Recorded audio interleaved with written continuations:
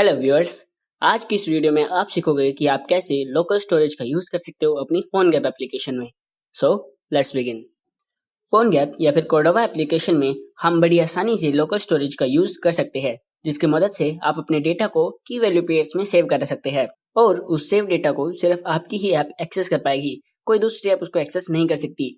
लेकिन ये data locally store होता है, तो ये आपकी एप्लीकेशन के डेटा को क्लियर करने के बाद या फिर उसको अनइंस्टॉल करके रीइंस्टॉल करने के बाद ये स्टोरेज क्लियर हो जाती है। सो इस बात का आपको ध्यान देना पड़ेगा। फोनगैप में आपके पास 5 फंक्शंस या फिर आप कह सकते हो मेथड्स होते हैं, जिनकी हेल्प से आप लोकल स्टोरेज डेटा को मैनिपुलेट कर सकते हो। इसमें से पहला है set item method. Set item method आपके डेटा को स्टोर कराने के लिए यूज होता है और ये 2 आर्ग्यूमेंट लेता है। पहला आर्ग्यूमेंट की के लिए होता है और दूसरा आर्ग्यूमेंट वैल्यू के लिए होता है।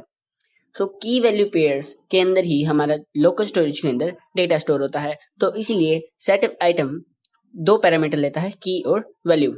लेकिन अगर आपको की वैल्यू पेयर्स में डेटा सेव नहीं कराना और उसको टेबुलर फॉर्म में सेव कराना है, तो आपको जरूरत पड़ेगी एसक्यूएलाइट डेटाबेस की, जिसको अगर आपको देखना चाहते हो तो उस वीडियो को आप आई बटन में देख सकते हो। तो सेट आइटम मेथड की हेल्प से हमने डेटा को सेव तो करा लिया, लेकिन उस डेटा को रिट्राइव करने के लिए हमें यूज करने पड़ेंगे सेकंड मेथड, जो कि है गेट आइटम।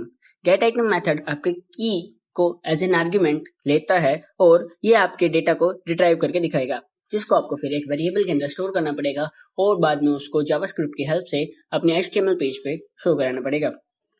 तो अब हमने डेटा को सेव कर लिया, हमने उसको रिट्राइव करा लिया। अब अगर हमें उसको डिलीट करना है तो उसके लिए भी हमारे पास एक मेथड है, जो कि मेथड है रिमूव आइटम।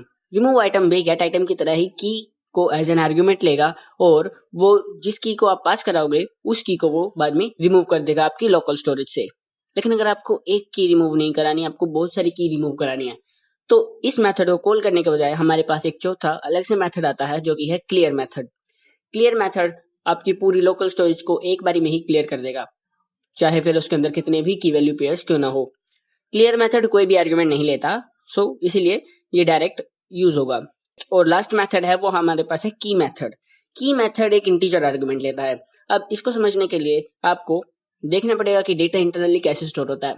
तो हमारे पास यहाँ पे 3 कॉलम्स होती है, जहाँ पे है हमारी की, वैल्यू और उन सबसे पहली कॉलम होती है आईडी की, जहाँ पे की वैल्यू पेयर्स के अंदर हमारा डेटा स्टोर होता है। तो अगर हमें उस की वैल्यू पेयर को एक्सेस करना है जो कि आईडी 0 पे है, तो उसके लिए आप ये फंक्शन यूज कर सकते हो, जो कि है की और integer value as an argument, जहाँ पे इंटीजर वैल्यू कुछ भी हो सकती है जो आपकी आईडी हो सकती है। ओके, सो नेक्स्ट वीडियो में मैं आपको बताऊंगा कि आप कैसे लोकल स्टोरेज को प्रैक्टिकली इंप्लीमेंट कर सकते हो। और कोर्डोवा और फोनगैप के बारे में अगर आपको कुछ बेसिक बातें जाननी है, उसका पहला प्रोग्राम बना के देखना है, तो आपके लिए वीडियो है आई बटन पे, आप उसको देख सकते हो अगर आप चाहो तो। अगर आपको इस टॉपिक से रिलेटेड कोई डाउट है तो आप कमेंट बॉक्स में पूछ सकते हो, मैं जरूर रिप्लाई देने की कोशिश करूंगा। एट लास्ट, फ्यूचर में आने वाली वीडियोस से रिलेटेड नोटिफिकेशन पाने के लिए आप बेल आइकन दबा सकते हो। Thanks for watching.